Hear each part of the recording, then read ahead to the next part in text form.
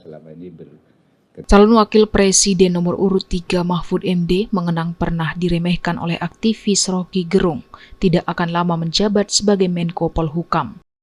Menteri Koordinator Bidang Politik Hukum dan Keamanan Mahfud MD mengungkapkan dirinya pernah diremehkan saat ditunjuk menjadi Menko Polhukam pada 2019 lalu.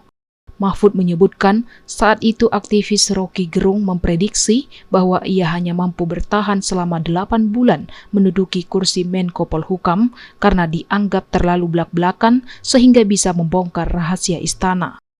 Namun ia membuktikan bisa menjabat sejak Oktober 2019 sampai Februari 2024 atau hampir 4,5 tahun dan Rocky lupa dengan pernyataannya saat itu.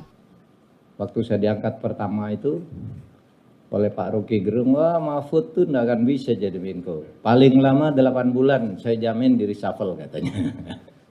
Kenapa? Karena Pak Mahfud tuh terlalu belak-belakan, itu rahasia istana akan terbuka semua. Lewat 8 bulan saya lewat, 1 tahun lewat, 2 tahun lewat, 3 tahun lewat, 4 tahun lewat. Rocky lupa kalau dia pernah mengatakan itu. tapi jejak digitalnya masih ada. Ia menyebutkan Presiden Joko Widodo juga mengakui bahwa ia adalah Menko Polhukam yang paling lama menjabat selama Jokowi menjadi presiden sejak 2014.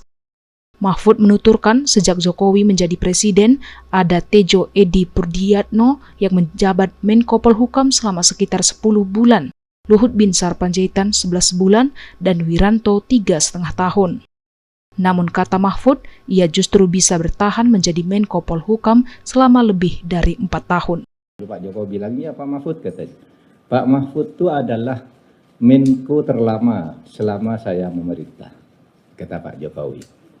Menko Polhukam pertama, Menko Polhukam terlama selama saya memerintah, kata Pak Jokowi. Kenapa itu Pak? Saya terus sebut, iya Pak, betul Pak. Tejo dulu cuma 10 bulan, dari Oktober sampai Agustus. Pak Luhut dari Agustus sampai Agustus berikutnya. Setahun lebih sedikit. Lalu Pak Wiranto 3,5 tahun. Nah saya 4,5 tahun lebih, itu pun bukan karena reshuffle. Saya minta berhenti karena ada agenda politik saya. Diberitakan Mahfud telah resmi mengajukan permohonan pengunduran diri dari posisi Menko Polhukam kepada Presiden Joko Widodo pada Kamis 1 Februari 2024. Ia pun mengatakan pilihannya mundur sebagai Menko Polhukam bukan karena di-reshuffle, melainkan karena agenda politiknya yang menjadi kontestasi dalam Pilpres 2024.